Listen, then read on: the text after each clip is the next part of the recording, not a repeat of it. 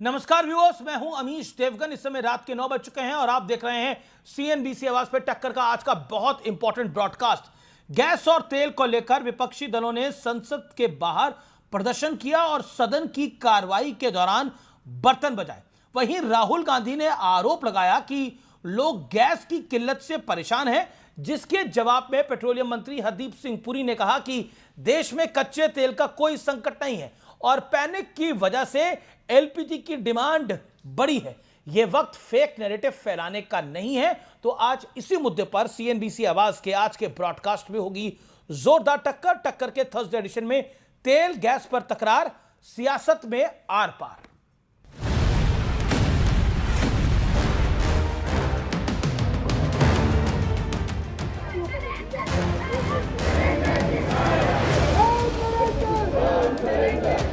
कि कांग्रेस पार्टी इतने बड़े वैश्विक संकट में भी राजनीति ढूंढ रही है।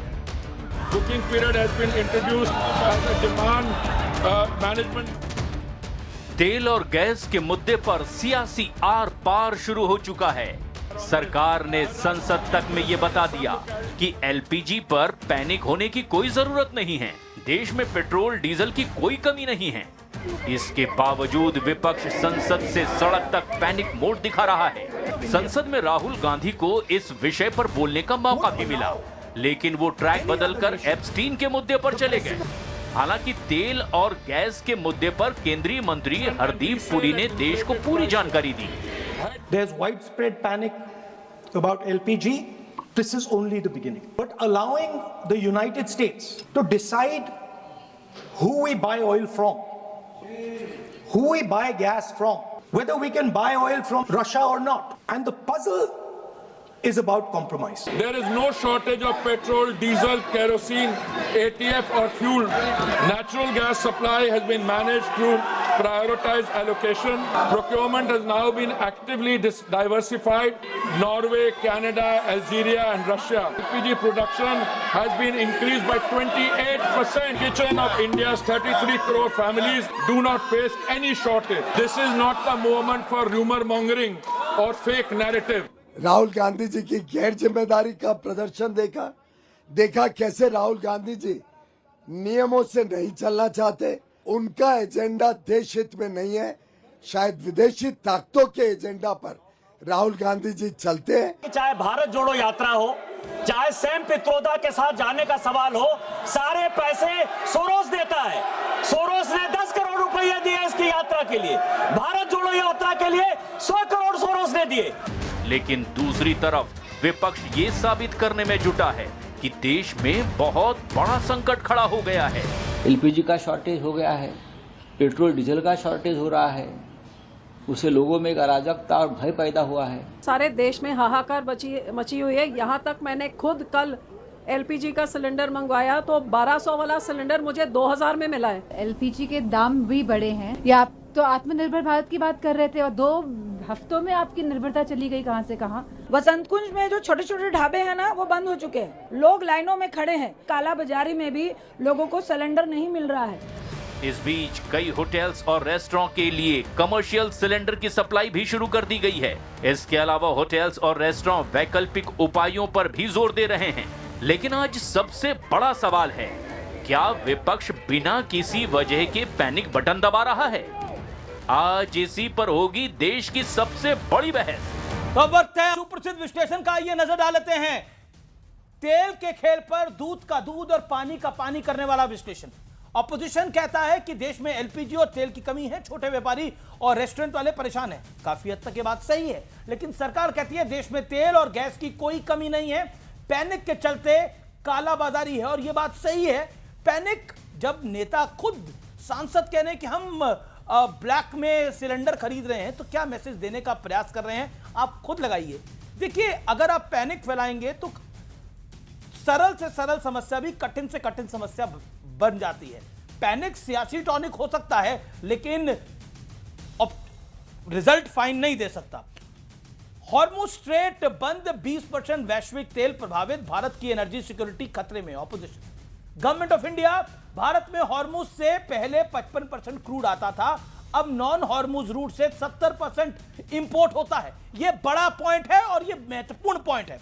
आइए बढ़ता हूं आगे। अब सरकार की विदेश नीति खराब है, फ्यूचर का कोई प्लान नहीं है, राहुल गांधी ये बात कह रहे हैं। प्लान बी के तहत करीब 40 से ज्यादा देशों से क्रूड इंपोर्ट शुरू हो चुका है और क्रूड की कोई कमी नहीं है भारत के अंदर, और यह ऑफिशियल स्टेटमेंट है। आने वाले दिनों में परेशानी और बढ़ने वाली है। ऑपोजिशन कह रहा है और पैनिक फैलाइए, जैसे कोविड में था, बहुत दिक्कत होगी, भारत भूखों मरेगा, इसी तरह की कहानियां थी। लेकिन 5 दिनों में 28% बढ़ा है एलपीजी का प्रोडक्शन। कमर्शियल एलपीजी की सप्लाई शुरू कर दी है गवर्नमेंट ऑफ इंडिया ने। 2 दिन के लिए विराम लगाया था, यानी कॉशियस अप्रोच ली थी, लेकिन अब कोई समस्या नहीं है। लेकिन आज का द बिग क्वेश्चन राइजेस, विपक्ष क्या कहता है? ट्रंप के दबाव में रूस से तेल खरीदना कम किया गया। मार्च के पहले 11 दिनों के अंदर रूस से इंपोर्ट 50% तक बढ़ चुका है। यह अपने आप में जवाब है। और आज का बड़ा सवाल क्या है?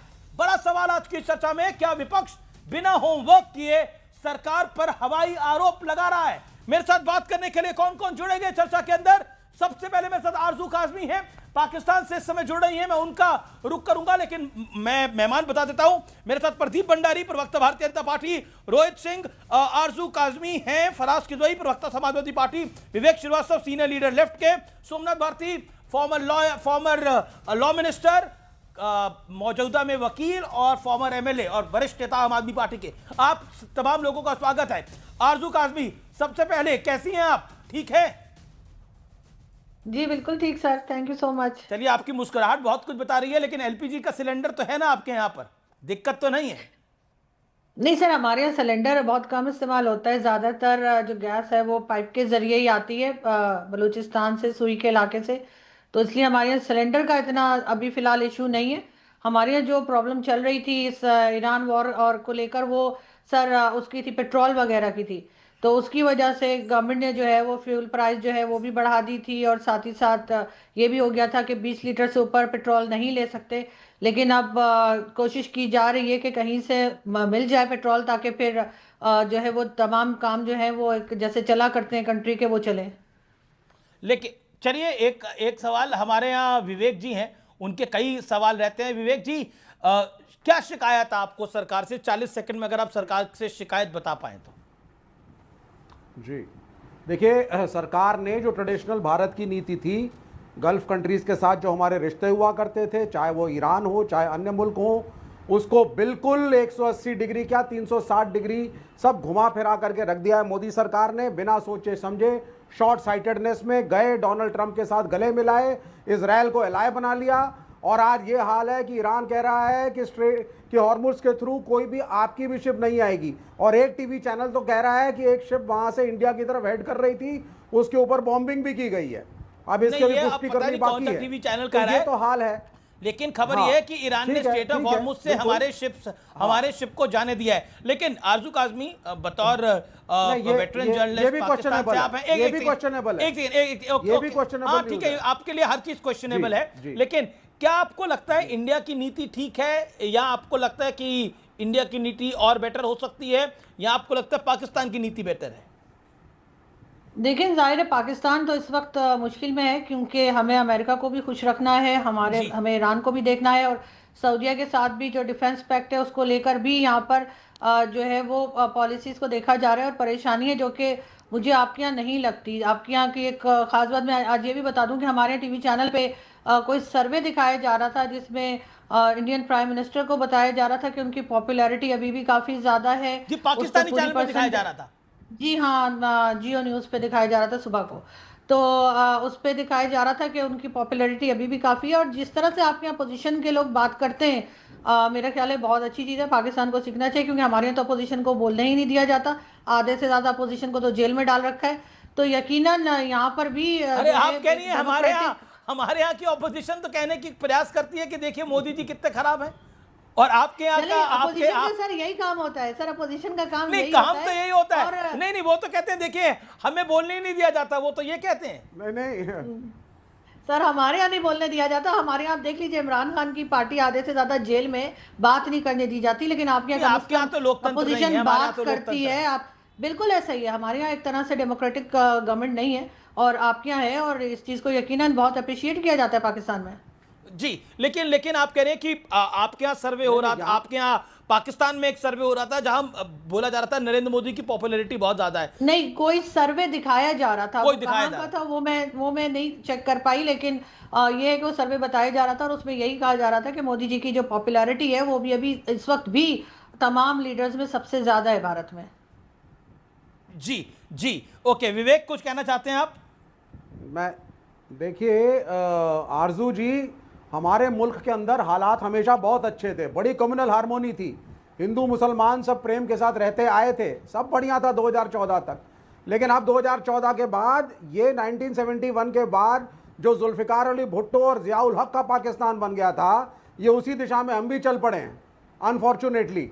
आपको बता दें, आप जितने मर्जी सर्विस दिखा दीजिए, एंड जो हमारी ट्रेडिशनल फॉरेन पॉलिसीज थी वो चेंज करी गई हैं, बदली गई हैं, कहने को नए एलाइज बनाए गए हैं, and things are not going very good.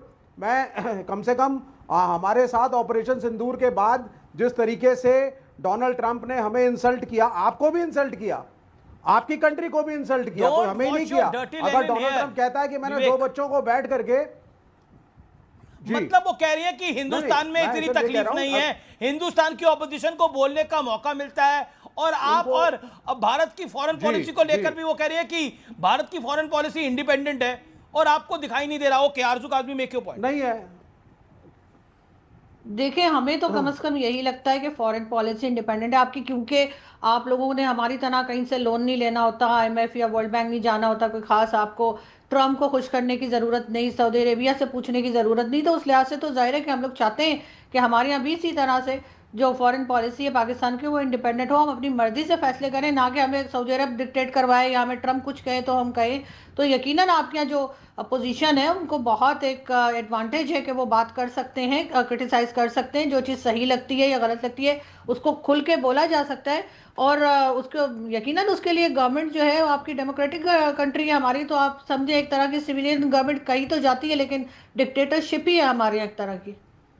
जी, अब कहना चाहेंगे कि इंडिपेंडेंट है फॉरेन पॉलिसी। विवेक, आप शालीनता के साथ 40 सेकंड में, जिस तरह से आरजू काज़मी इत्मीनान से बोल रही है वैसे। ओके, बिल्कुल absolutely Vivek and Aarzoo on screen. Madam देखिए, आप इस बात को समझिए, अगर आप इंटरनेशनल न्यूज़ को फॉलो कर रही हैं और अगर आप अमेरिका, यूनाइटेड स्टेट्स और डोनाल्ड ट्रंप के स्टेटमेंट्स को फॉलो कर रही हैं, तो पहले जिस तरीके के स्टेटमेंट वो सिर्फ पाकिस्तान के लिए यूज़ करते थे, आज हिंदुस्तान के लिए भी यूज़ करते हैं। वो कहते हैं मैंने दोनों बच्चों को बिठाया और सीज फायर मैंने कराया। क्या कहेंगे इसमें? इज्जत अफजाई हमारी भी नहीं है, आपकी भी नहीं है, नहीं है ना, कि एक गोरे का मुल्क आकर के हमें सिखा रहा है दोनों को कि करना क्या है। फिर वो कहते हैं साहब हम हमारी बात हो चुकी है भारत सरकार के साथ, और वेनेजुएला जिसमें हमने कब्जा किया उसका तेल भारत खरीदेगा, ये डोनाल्ड ट्रंप कहते हैं। हमारी तरफ से प्रतिक्रिया नहीं आती कोई क्रिटिसिज्म की, इतने सारे हैं। हमारे प्रधानमंत्री चले जाते हैं इजराइल, हाँ मैं तो पैलेस्टीन का सपोर्टर हूँ, मेरे ख्याल से जो गरीब पैलेस्टीनियन जनता है उसको उसकी ज़मीन वापस दी जाए, और यही हमारा ट्रेडिशनल स्टैंड था। हमारे एक से एक स्टेट्समैन हुए हैं जो मेरे से अपोजिशन पार्टीज़ के थे, माननीय वाजपेयी जी, लेकिन हमारा ट्रेडिशनल स्टैंड पैलेस्टीन के साथ था, वो शिफ्ट अप हो चुका है। ये गए हमारे प्राइम मिनिस्टर अवार्ड लेके आए और आते ही देखिए वहाँ पे युद्ध होना शुरू हो गया।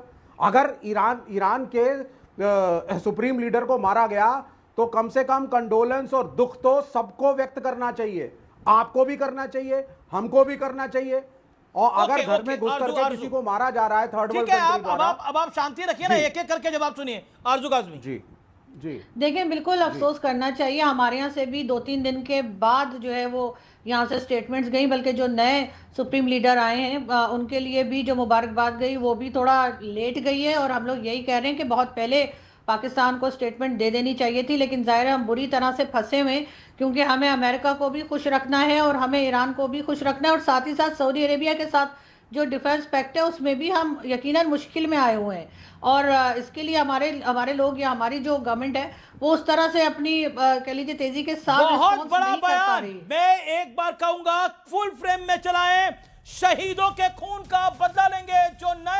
जो मुजतबा खमेनी जो ईरान के नए सुप्रीम लीडर हैं, उनका बयान हॉर्मुज़ स्ट्रेट बंद रहेगा और बंद ही रहना चाहिए, क्योंकि हमारे बच्चों को मारा गया है, हमारे नेता को मारा गया है।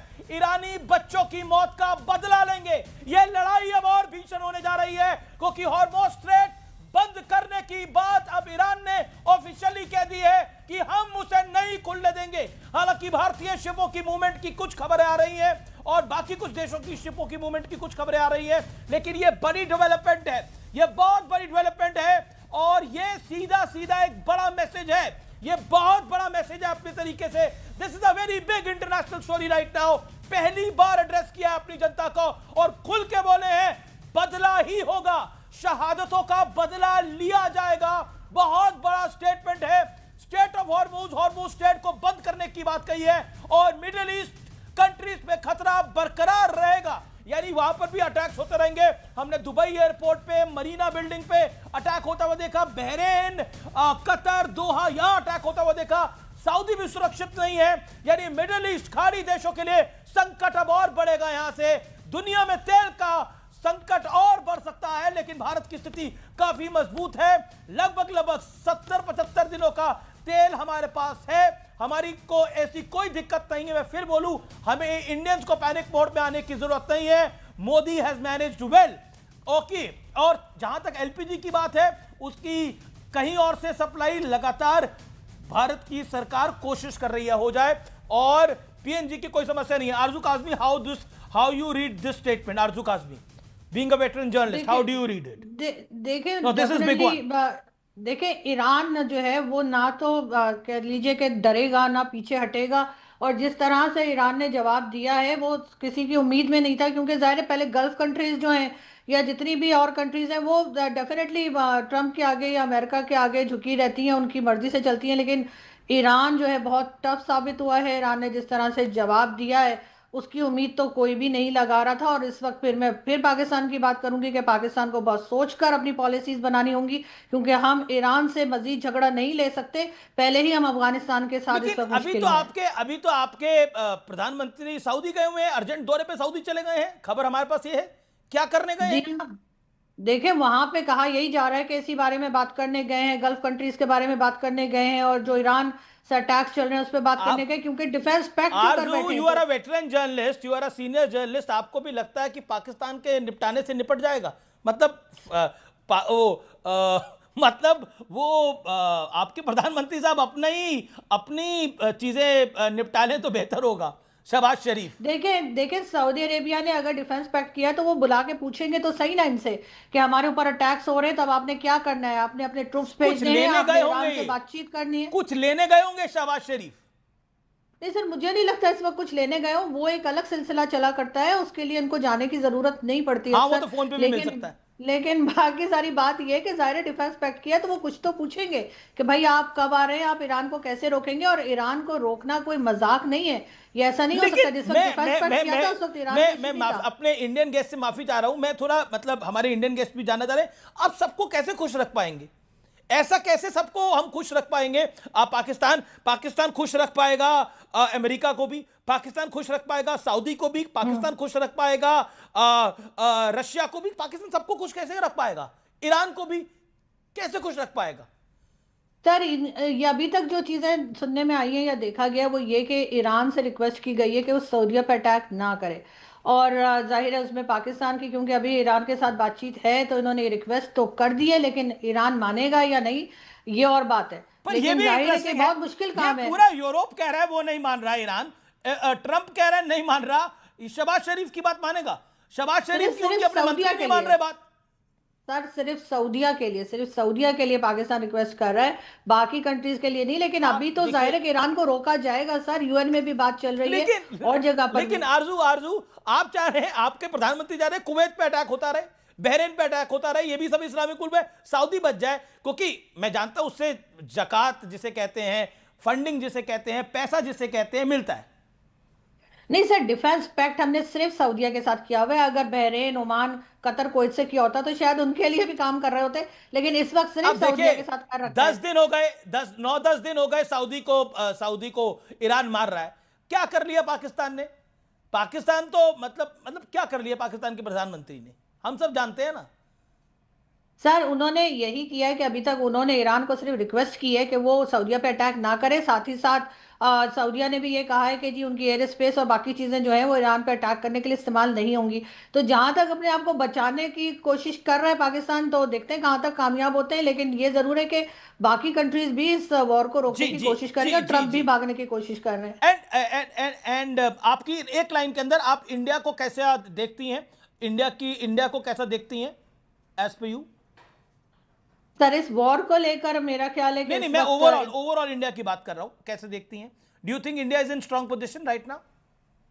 हाँ सर, जाहिर है कि आपकी इकोनॉमी स्ट्रांग है, आपकी गवर्नमेंट इस वक्त ठीक ठाक चल रही है, तो आप लोग इस वक्त स्ट्रांग पोजीशन में हैं।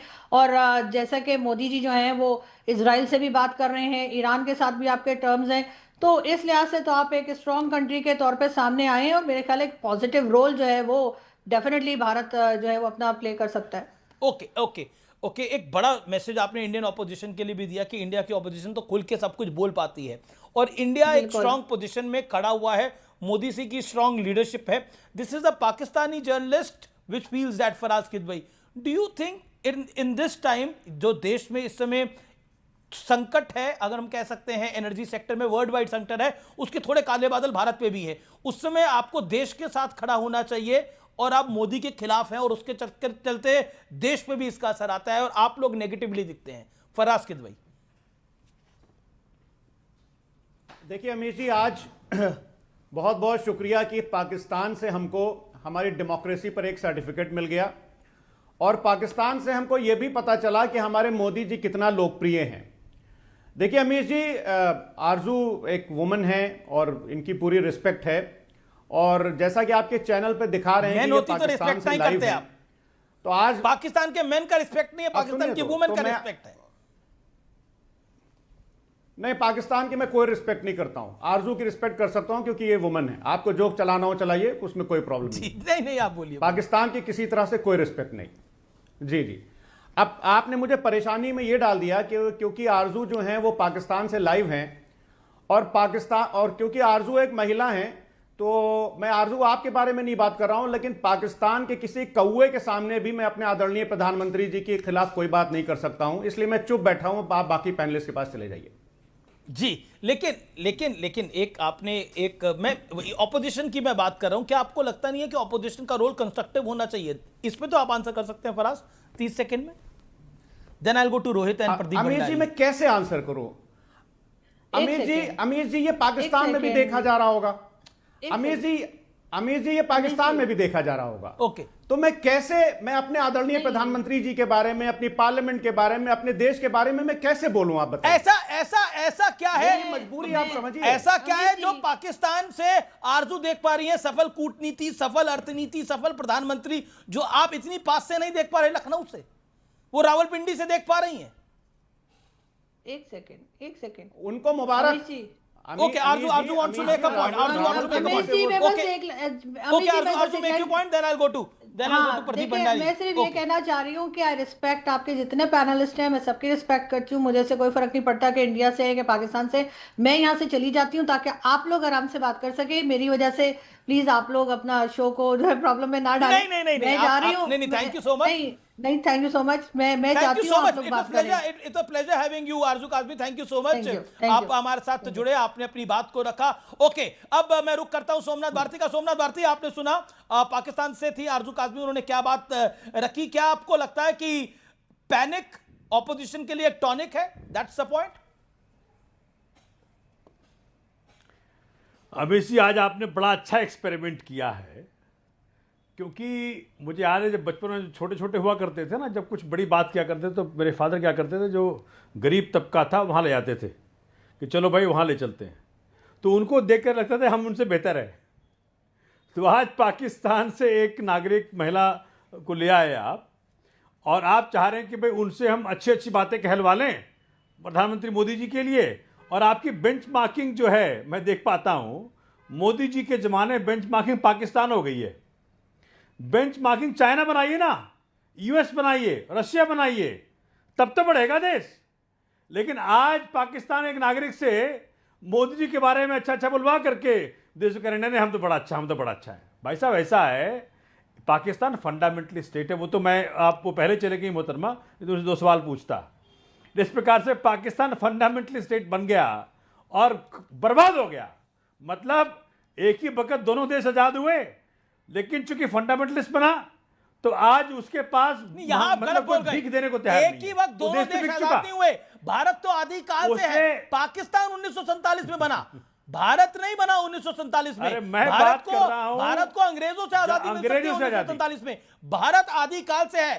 भारत भगवान राम के समय से है, भारत कृष्ण के समय से है, भारत ब्रह्मा विष्णु महेश के समय से है, भारत आदिकाल से है। भारत की आजादी का 1947, भारत की आजादी का लेना देना है, भारत का 1947 से कोई लेना देना नहीं है। मैं तो कह रहा हूं आज तो आपने कंगना को बात कर दिया।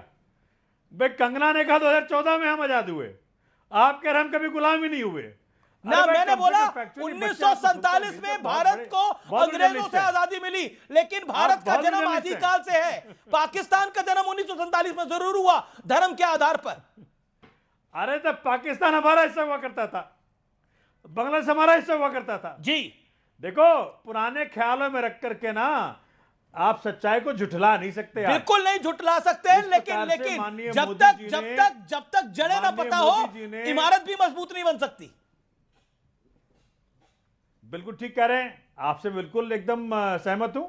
लेकिन जिस प्रकार से माननीय मोदी जी ने युद्ध के 2 दिन पहले इजराइल जाकर के और तमगा पहना, उस दिन फैसला हो गया था कि माननीय मोदी जी ने ईरान को बता दिया है, दुनिया को बता दिया कि भाई मैं इजराइल के साथ हूं।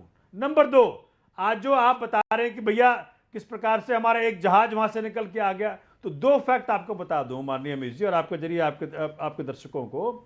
पहला फैक्ट कि उस जहाज पे भारत का झंडा नहीं था, और दूसरा फैक्ट कि भारत सरकार ने ही अभी तक कोई क्लैरिटी नहीं दी है कि क्या ईरान से हमारा पैक्ट हो गया है। कई चीजों को समझ लेना चाहिए। भारत की सरकार नपा तोला हुआ बोल रही है, उसके 2 बड़े कारण हैं। अगर आप नेता होके फॉर्मर मंत्रियों के नहीं समझ पा रहे तो वो अलग बात है। Okay, you made your point for 3 minutes. Pradeep Bhandari 1 minute, make your point. Okay Pradeep Bhandari अभी हमारे साथ पाकिस्तान की वेटरन जर्नलिस्ट थी, उन्होंने बोला कि हमें तो भारत की कूटनीति और अर्थनीति जोरों मजबूत नजर आ रही है, इसलिए भारत तो कहीं से भी मजबूर देश नहीं लगता। We don't think India and India's prime minister is compromise. Amir ji, मैं चाहूंगा कि मुझे 90 सेकंड का समय दिया जाए। जी जी प्लीज। यहाँ पे अखिलेश यादव जी के प्रवक्ता का बात सुनते हुए मुझे हंसी आ रही थी, क्योंकि यही वो पार्टी है जो कह रही थी कि पाकिस्तान हिंदुस्तान का एनिमी नहीं है और ऑपरेशन सिंदूर को फेलियर हिंदुस्तान का बता रही थी, और पाकिस्तान के तमाम अखबार के अंदर समाजवादी पार्टी के नेता कोट हो रहे थे। तो आज पता नहीं इनकी कैसी विडंबना या दिल इनका कैसे जागा, इनको अखिलेश यादव जी से भी अपना बयान दिलवाना चाहिए। सोमनाथ भारती जी कह रहे थे चाइना से कंपेयर करते हैं, चलो चाइना से कंपेयर करते हैं। चाइना का जरा उठा के देखो सोमनाथ भारती, गूगल करके 37 महीने में सबसे ज्यादा हाईएस्ट इन्फ्लेशन चाइना के अंदर हुआ है। चाइना ने अभी ये जब से ग्लोबल एनर्जी क्राइसिस हुआ है, पेट्रोल और डीजल दोनों के दाम जो है रिकॉर्ड स्तर पे 4 साल में सबसे ज्यादा बढ़ा दिए हैं। अब हिंदुस्तान के अंदर जरा डीजल के दाम सुनो। 2022 के अंदर पेट्रोल के दाम थे 96.72, 2026 में भी पेट्रोल के दाम 94.77, डीजल के दाम थे 2022 के अंदर 89.62, अभी डीजल के दाम है 87.67। हिंदुस्तान इकलौता ऐसा मुल्क है पूरी दुनिया के अंदर अमीश जी जो एक ग्लोबल एनर्जी क्राइसिस के अंदर domestic LPG supply house holds तक 100% पहुंचा रहा है, पेट्रोल और डीजल के रेट्स मेंटेन किया हुआ है। साथ में ये मैं ही नहीं कह रहा हूं, कांग्रेस पार्टी के परगत सिंह जो पूर्व मंत्री हैं, उनका आज का बयान क्या है? वो कह रहे हैं कि पैनिक क्रिएट करने की जरूरत नहीं है। तो ये राहुल गांधी को समझना चाहिए, जिनको पार्लियामेंट में इस पे बोलने का मौका दिया तो एप्स्टीन पे बोल रहे, तीसरे मुद्दे पे बोल रहे, चौथे मुद्दे पे नहीं बोल रहे। इनकी मकसद ये इस बात से अचंभित है कि भारत के अंदर त्राही त्राही क्यों नहीं हो रही, भारत एकजुट कैसे है, मोदी जी के साथ में, सरकार के साथ में कंधे से कंधा मिलाकर कैसे खड़ा है, सड़कों के ऊपर लोग त्राही त्राही क्यों नहीं मचा रहे, इनकी राजनीतिक रोटी क्यों नहीं सिक रही? क्योंकि कांग्रेस शासन काल में तो 8 बजे के बाद ये पेट्रोल पंप बंद करने की बात कर रहे थे। 2010 के अंदर तो एलपीजी की इतनी किल्लत थी कि डोमेस्टिक एलपीजी के प्राइसेस उन्होंने बढ़ा दिए थे। ये क्या बात करेंगे? मेरा इनसे हाथ जोड़कर निवेदन है, कोरोना काल के अंदर भी देश के खिलाफ बोले थे, कह रहे थे कि मेड इन इंडिया वैक्सीन मत लो, इस वक्त के एनर्जी क्राइसिस में देश का साथ दो, राजनीति बाद में होती रहेगी। फराज किद भाई इन 10 सेकंड्स रिबटिंग। हाँ देखिए अमीर जी, होता क्या है कि प्रदीप भंडारी जी जिस पार्टी में हैं और उनके जो नेता हैं, मैं ये नहीं कहना चाहता था, लेकिन अब प्रदीप भंडारी जी मुझे उस स्तर पर लिए आ रहे हैं। मैं तो फिर से बोलता हूं, आपके शो पे शायद मैंने नहीं बोला था कि मुझे गर्व है अपने आदरणीय प्रधानमंत्री जी के ऊपर, कि जब तक उनके हाथ में इस देश की कमान है, इस देश के लोगों को कोई समस्या नहीं आ सकती। अगर गैस का सिलेंडर नहीं मिलेगा तो हम नाली में पाइप डाल करके गैस निकाल लेंगे। इतना बड़ा विजन है हमारे प्रधानमंत्री जी का कि उन्होंने तो एक सिंपल सॉल्यूशन दे दिया था फराज की भाई, आप नाली में पे बात पाइप करिए डालो। ना। आप बार-बार और नाली उससे की गैस गैस, नाली की गैस, अरे नाली की गैस पे अटके पड़े हैं। मुद्दे- बायोगैस के कॉन्सेप्ट के खिलाफ हैं क्या आप लोग? मुद्दे पे ही पॉइंट बात मेरा कर ये रहा है। हूं। नहीं, मैं आपको मौका दे रहा हूं। मैं पूछ रहा हूं कि आपको अफवाह फैलाकर क्या मिल जाएगा? आपको पैनिक में डालकर, क्योंकि आप लोगों ने कोविड के टाइम पे पैनिक में डाला देश के अंदर, आपने पैनिक फैलाने की कोशिश करी ना कि ये बीजेपी की वैक्सीन है, ये वैक्सीन को ना लगाए, और आप लगवा के बैठे हुए हैं इस वैक्सीन। अरे सुनिए सर, सुनिए, ये पैनिक कौन फैला रहा है कि उत्तर प्रदेश के सबसे बड़े अस्पताल जिसका नाम किंग जॉर्ज मेडिकल कॉलेज है, वहां पे 4 रोटियों की जगह 2 रोटियां दी जा रही हैं। ये पैनिक कौन फैला रहा है? वो पैनिक किसने फैलाया था जब कोविड काल में इस देश के लोग बिना ऑक्सीजन के मर रहे थे, पूरे देश में त्राही फैली हुई थी, तब भी क्या हम पैनिक फैला रहे थे? जब कोविड काल आएगा तो ऑक्सीजन सिलेंडर की कमी होगी, और जब ये ईरान और यूएस और इजराइल की वॉर होगी तो हमको एलपीजी और एलएनजी की किल्लत होने लगेगी। मैं तो बोल नहीं रहा हूं, पूरे वर्ल्ड में दिक्कत है सर, पूरी दुनिया में समस्या है, पूरी दुनिया में बारिश हो रही है, आपके सिर्फ काले बादल हैं, आप काले बादल से परेशान हो रहे हैं। आपको ये वक्त है देश के साथ खड़े होने का, यहाँ देश में कुठाराघात करने का। Okay Pradeep Bhandari, make your point. Okay, make your point. Pradeep Bhandari stun, okay Pradeep Bhandari stun, then I will go to Rohit. Amish ji, मैं एक सीधी बात करना चाहता हूं। इस देश के अंदर कितने करोड़ एलपीजी कनेक्शन है? 90% से ज्यादा एलपीजी कवरेज है। क्या डोमेस्टिक हाउसहोल्ड जो हमारे परिवार है, किसी के घर पे भी एलपीजी कनेक्शन जो है वो वीक हुआ है? क्या पहले 2.5 दिन के अंदर एलपीजी बुक होती थी, अभी भी 2.5 दिन के अंदर एलपीजी मिल जाती है? दिक्कत क्या है इनको? दिक्कत यह है कि लोग सड़क पर निकल के त्राही नहीं मचा रहे। इनकी समस्या ये है। लेकिन प्रदीप, इस बात से तो एग्री करना पड़ेगा ना, लोग सड़क पर हैं, लाइनें लंबी लगती हुई हम देख रहे हैं। Mister Bhandari, okay, BJP spokesperson mister Bhandari, answer. Pradeep ji, आप तो सवाल सुन लें, आप खड़े रहो, कुछ कंस्ट्रक्टिव बात करनी तो करो, झूठ मत फैलाओ। प्रदीप, आपको मेरी आवाज मिल रही है? अमीश बोल रहा हूं मैं, आपको मेरी आवाज मिल रही है? जी अमीश जी, मिल रही है। जी, मेरा सवाल यह है कि आप कह रहे हैं कि कंस्ट्रक्टिव होना चाहिए ऑपोजिशन को, वैलिड पॉइंट, कंस्ट्रक्टिव होना चाहिए, but my straight question to you tonight is कि समस्या है, लाइनें लग रही हैं, एक पैनिक की सिचुएशन क्रिएट करी जा रही है। क्या आपको लगता नहीं है कि समस्या तो है? अगर समस्या को एक्सेप्ट भी नहीं करेंगे तो सरकार इतने एक्शन मोड पे क्यों है? क्यों प्रधानमंत्री जी बोल रहे हैं कि पैनिक फैलाने की कोशिश हो रही है? As a spokesperson, what you have to say on this? समस्या तो है, लाइनें तो लग रही हैं। अमीश भाई, शादियों का सीजन चल रहा है, गैस सिलेंडर की दिक्कत आ रही है लोगों को। मैं लोगों के बिहाफ पे बोल रहा हूं ये बात। अमीश भाई, ऑनरेबल मिनिस्टर हरदीप पुरी जी का स्टेटमेंट आज फ्लोर ऑफ द पार्लियामेंट में कि जो ग्लोबल समस्या है एनर्जी की, ये 100 सालों में पहली बार हुई है, तो डेफिनेटली अनप्रेसिडेंटेड सिचुएशन है। yes. अब इसमें 90% हमारा जो एलपीजी है वो हाउस होल्ड का है, जिसमें हम इंश्योर कर रहे हैं अनइंटरप्टेड सप्लाई है। जो 10% कमर्शियल है, उसमें कई जगह दिक्कत है जिसको हम एड्रेस कर रहे हैं। पहले हमारा 25% डोमेस्टिक इंक्रीज था, उसको हमने अब 28% कर दिया है। कई जगह जो आपने बात की, वहां एक कमिटी भी बनाई गई है जिससे देखा जाए कि होर्डिंग नहीं हो और कमर्शियल एंटिटीज तक भी पहुंचे। तो बिल्कुल कई जगह समस्या है, पर उसको सरकार सॉल्व करने का प्रयास कर रही है। पर मेरा प्रॉब्लम यह है कि ये लोग बोल रहे हैं कि कहीं भी एलपीजी नहीं मिल रहा, ये लोग बोल रहे हैं त्राही हो गई है, ये लोग कह रहे हैं देश के अंदर हाहा हो गया है। ये हाहाकार की स्थिति नहीं है, देश में लोग जान रहे हैं कि एक अनप्रेसिडेंटेड ग्लोबल सिचुएशन है जिसमें हम इसका सॉल्यूशन निकाल रहे हैं, मिलकर निकाल रहे हैं। ओके, ठीक है, अनप्रेसिडेंटेड सिचुएशन है। Somnath Bharti, your 40 seconds comment on this. देखिए अमीश जी, आप जितने प्यार से बोल रहे थे कि मैं अमीश बोल रहा हूँ, मुझे बड़ा अच्छा लगा। आप इतने प्यार से बोला करिए हम लोगों से भी। मैंने तो बोलता आपके साथ भी प्यार से, सोमनाथ जी, आपको सुनाई नहीं देता, हमारा प्यार आपको दिखाई नहीं देता, मैं क्या करें हम। आप बहुत प्यारे, परमात्मा आपको ऐसे बनाए रखे। अच्छा, मैं कह रहा था प्रदीप भंडारी जी, आप जब कंपेयर करते चाइना से, 19 ट्रिलियन डॉलर की इकोनॉमी चाइना की है, हमारी 4 ट्रिलियन डॉलर की है, और $13,000 वहां पर कैपिटा इनकम है। आप कितनी है? 2,800। जी, तो एक बड़ी statement BJP member of parliament manufacturing Nishikant Dubey ने एक आरोप लगाया है कि राहुल देश के विरोध में काम करते हैं। भारत जोड़ो यात्रा के लिए 100 करोड़ रुपए जॉर्ज सोरोस ने दिए हैं। ओके, मैं सीधा रुख करता हूं, मेरे साथ रोहित सिंह है। रोहित सिंह, क्या आपको लगता है कि जब जब देश में संकट आता है तब तब ऑपोजिशन देश के संकट में देश के साथ खड़ा होता है या कहीं और खड़ा होता है? Your take. देखिए, विपक्ष में बैठे जो सम्मानित राजनेता है, ये आपदा और विपदा में अपनी मुरझाई राजनीति में पेंट करने का अवसर खोजते हैं और देश की जनता इनकी कालाबाजारी को, इनकी चोरी को पकड़ लेती है।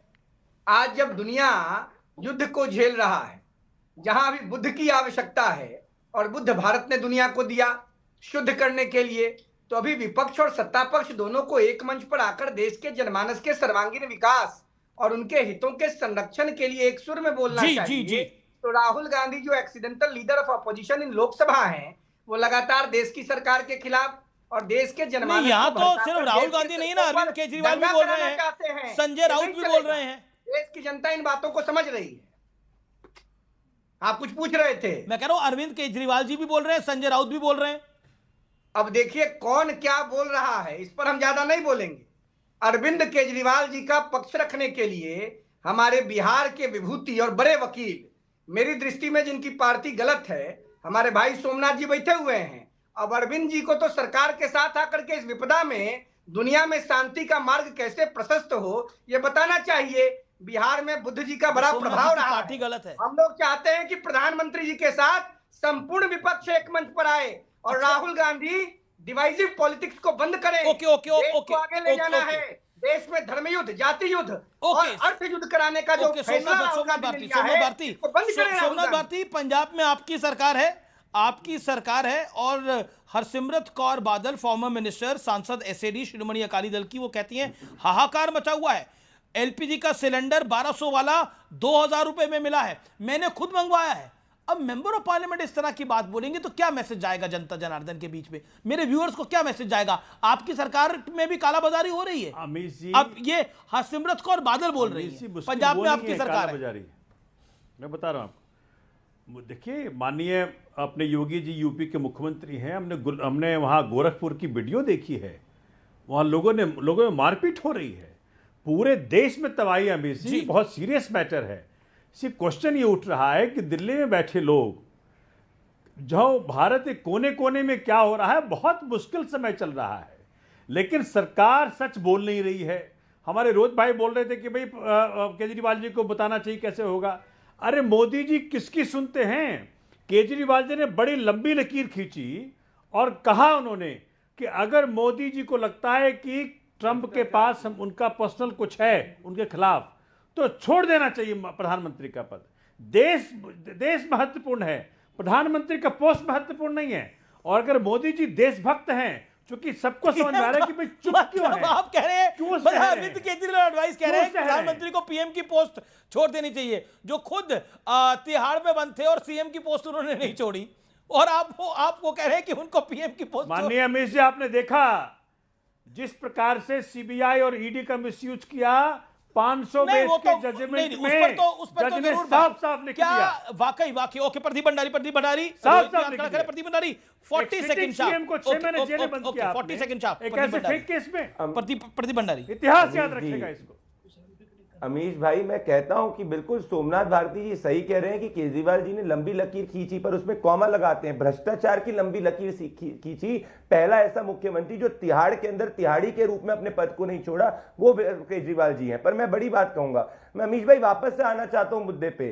3,33,000 ओवरऑल रेस्टोरेंट्स है देश के अंदर, इसमें से 5 to 10% पे दिक्कत है, जिसके ऊपर कमिटी बनाई गई है। 90% गैस जो है हाउस होल्ड तक जाती है। आज ये क्यों नहीं स्वीकार रहे कि मेरे घर पे, आपके घर पे, गरीब के घर पे अनइंटरप्टेड गैस सप्लाई हो रहा है, जो अमेरिका में भी नहीं हो रहा, जो इनके फेवरेट मुल्क चीन में भी नहीं हो रहा है। ओके, फराज की दवाई। हाँ अमीश जी, दो चीजें हैं। पहली बात तो मैं प्रदीप भंडारी जी को बता दूं कि national restaurant association of India की तरफ से ऑलरेडी ये बताया जा चुका है कि गैस की किल्लत की वजह से अगले 2-3 दिन में 60% रेस्टोरेंट बंद हो जाएंगे। तो प्लीज अफवाह ना फैलाइए, जैसा भी आप अफवाह बोल रहे थे। झूठ है, आप झूठ बोल रहे हैं। फराज की दवाई सुनिए, सुनिए पूरा स्टेटमेंट कैसे प्रदीप भंडारी एक्सप्लेन, कैसे झूठ है? फराज की दवाई झूठ बोल रहे हैं, कैसे बोल रहे हैं? Explain it, 10 seconds. हाँ, फर्जी भंडारी, ये न्यूज 18 की अमीश खबर है, भाई, मैं आपको नेशनल दिखा रहा हूं। रेस्टोरेंट एसोसिएशन ऑफ इंडिया का ये ऑन रिकॉर्ड स्टेटमेंट है कि सरकार पूरी की पूरी सिचुएशन को एड्रेस कर रही है और सिचुएशन बेहतर होती जा रही है। मैं वर्बैटम कोट कर दूंगा 10 सेकंड के अंदर। ठीक है, मेरे पास स्टेटमेंट है, होगा बताइए, बताइए इनको। ठीक है, वर्बैटम को कोट करिए, स्टेटमेंट को कोट करिए। ये जो स्टेटमेंट दिखा रहे हैं फराजकीद भाई, आप फर्जी स्टेटमेंट दिखा रहे हैं, पैनिक क्रिएट करने के लिए स्टेटमेंट दिखा रहे हैं। पैनिक से आपको फायदा मिलता है, जैसे कोविड में आपने मिलने की कोशिश करी लेकिन अल्टीमेटली नहीं मिला। Panic is your resolution? नहीं, पैनिक तो हमेशा भारतीय जनता पार्टी के लोग फैलाते हैं, बीच में बोलने नहीं देंगे। मैं ये बोल रहा हूं अभी आपने पंजाब की सांसद की बात की, न्यूज 18 की खबर मैं दिखा रहा हूं आपको। आपका ट्वीट है अमीश जी न्यूज 18 का कि दिल्ली में गैस का संकट गहराया, 5,000 रुपए ब्लैक में सिलेंडर, 12 रेस्टोरेंट पर ताला। ये न्यूज 18 की खबर है, मैं अपनी तरफ से नहीं बता रहा हूं, मैं आपको टाइम भी बता दे रहा हूं कि कितने बजे ट्वीट आया है। 8 घंटे पहले न्यूज 18 ने ट्वीट डाला है। अब बताइए न्यूज 18 गलत बोल रहा है कि प्रदीप भंडारी गलत बोल रहा है? ओके, न्यूज 18 गलत बोल रहा है या प्रदीप भंडारी गलत बोल रहे हैं? मैं तो प्रदीप भंडारी समस्या है या आप इनकार करना चाहते हैं? मैं जवाब देता हूं अमीश भाई। ऑब्वियसली जहां पे होर्डिंग होगी वहां पे तो दिक्कत होगी, और ये होर्डिंग को ही रोकने के लिए जो है वो टाइम जो है सिलेंडर बुकिंग का 21 से 25 कर दिया है। ये रहा national restaurant association of India का स्टेटमेंट। अभी आप कह रहे थे फर्जी है? अरे हाँ, अफवाह फैला रहे हो। नेशनल रेस्टोरेंट एसोसिएशन ने नहीं बोला है कोई कैटास्ट्रोफिक सिचुएशन होगी। ये रहा पूरा स्टेटमेंट, सुनो मैं वर्बैटम कोट करता हूं। ये रहा, गवर्नमेंट ने कहा है, नेशनल एसोसिएशन ने कहा कि एलपीजी सिलेंडर जो है वो पैनिक बुकिंग को अवॉइड करने के लिए रिलीज किया जा रहा है। ये रहा सरकार का स्टेटमेंट, जिसको नेशनल रेस्टोरेंट एसोसिएशन ने वेलकम किया है। ये रहा ज्वाइंट सेक्रेटरी सुजाता शर्मा का आज मार्च 12 का। ये रहा न्यूज 18 कोट कर बोलिए। चलिए, ये अपनी तूतमे में न्यूज 18 को थोड़ी देर के लिए हटाइए। टक्कर में एक अंतराल, लेकिन टक्कर के थर्सडे एडिशन में ब्रेक के उस पार एक बड़ी ब्रेकिंग स्टोरी आ रही है। उस ब्रेकिंग न्यूज का रुख करेंगे एक ब्रेक के बाद।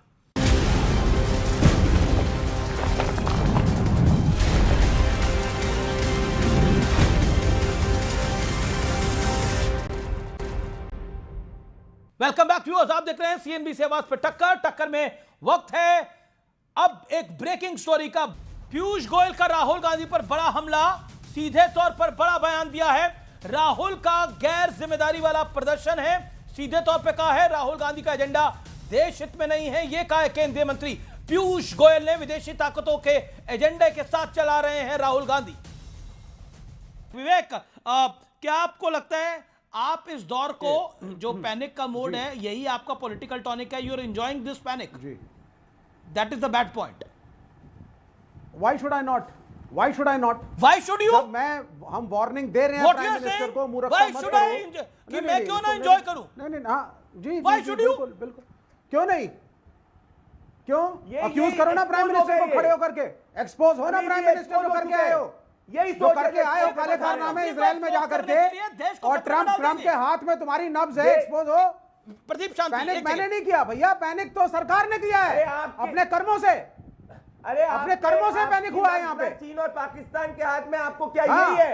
ये चाहते हैं हो ना तुम्हारा ईरान से लेना देना, ना इराक से लेना देना। खिलाफ हमें ये देशद्रोही लोग हैं। आपके हिसाब से तो ऑल इज वेल, आप तो पीके मूवी के फैन हैं। अच्छा विवेक जी, आपके घर पे गैस आ रही है कि नहीं आ रही है? ओके रोहित, आपके घर पे गैस आ रही है कि नहीं आ रही है? ओके, नहीं इनके घर पे रोहित जब ऑपोजिशन कह रही है कि हम एंजॉय कर रहे हैं ये situation, do you think this is right?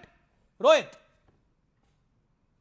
देखिए, अब मैं जो बोलूंगा इसको सुनने के बाद विपक्ष के जितने सर्वसम्मानित मूर्छा खाए हुए मूर्छित रिजेक्टेड राजनेता हैं, उनके कपाड़ में अपेंडिसाइटिस का दर्द कबर जाएगा जी। बताइए तो, दुनिया में लोग मर रहे हैं, ईरान में अमेरिका के बीच में इतना बड़ा युद्ध छिड़ा हुआ है, मिडिल ईस्ट खतरे में है, भारत में आपदा और विपदा की घड़ी की चर्चा विपक्ष के लोग दुर्भावना से करने का प्रयास कर रहे हैं कि देश में क्लैश हो जाए, क्वैश हो जाए, और ये लोग कहते हैं कि हम एंजॉय कर रहे हैं। कितनों एंजॉय कीजिएगा, बंगाल में कम्युनिस्ट पार्टी का उदय नहीं होगा, केरल में कम्युनिस्ट पार्टी जा रही है, केरल में भी कमल का फूल माता सरस्वती की कृपा से उग चुका है। घबराइए मत, जैसे चुप रहिए ना, सुनिए ना, पहले हर समय बकर बकर करते हैं आप लोग। जैसे बिहार में, उत्तर प्रदेश में और देश में जनता तत्परता के साथ खड़ी है प्रधानमंत्री मोदी के साथ, पूरा देश खड़ा है। कोविड काल में जैसे पूरी दुनिया को भारत ने सहयोग किया था, आज इस संकट की घड़ी में भी भारत दुनिया का सहयोग करेगा। गैस के लिए, पेट्रोल के लिए भारत में कोई समस्या नहीं आएगी, इसकी गारंटी जननायक प्रधानमंत्री माननीय नरेंद्र मोदी ने दिया है। और जो आपका नायक है, व्हाई यू आर एंजॉयिंग, यहाँ पे बोला जा रहा है कि इतने लोग, बड़ा वैलिड पॉइंट बोला गया कि ईरान और इजराइल और यूएस के युद्ध में इतने लोग मर रहे हैं, यू आर एंजॉयिंग। 112 बच्चों की जो ईरान में बच्चों की मौत हो गई, you are enjoying. This is shameful. Vivek ji सुनिए, मेरी बात सुनिए। ये लेफ्ट आएगा, राइट आएगा, कम्युनिस्ट होगा, नहीं होगा, डिबेट नहीं है। डिबेट ये है, इस सरकार ने मूर्खतापूर्ण तरीके से देश को खतरे में डाला है। पैनिक हुआ है, सिलेंडर कम है, आप रिश्ते नहीं बना पाए। हाँ, अरे कुछ ही युद्ध नहीं हो रहा। क्या सारे लोग बैठे हैं वोट लेने के लिए इजराइल? क्या बोल रहे हैं आप? We have been blacklisted, we have been blacklisted by Iran.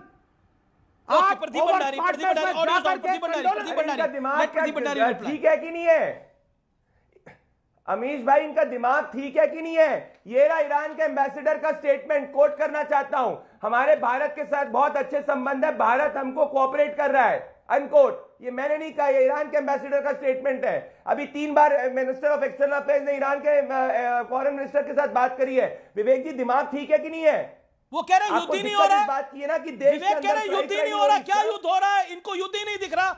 मतलब पाकिस्तान के एक पत्रकार आई, वो भारत की तारीफ और भारत के प्रधानमंत्री की तारीफ क्या कर गई, इन्हें युद्ध ही नहीं दिखाई दे रहा दुनिया के अंदर। अब कमाल की बात है। तो फिलहाल सीएनबीसी आवाज के आज के ब्रॉडकास्ट में, थर्सडे के ब्रॉडकास्ट में आज के लिए इतना ही। आपको मेरा नमस्कार, गुड नाइट, धन्यवाद, जय हिंद, वंदे मातरम। और होर्डिंग जो भी करे उसे रंगे हाथ पकड़िए, उसे नेम एंड शेम करिए, अफवाह जो भी फैलाए उसे नेम एंड शेम करिए, क्योंकि ये देश के लिए, हमारे आपके हम सब के मुल्क भारत के लिए, भारतवर्ष के लिए बहुत जरूरी है। नमस्कार, देखते रहिए सीएनबीसी आवाज।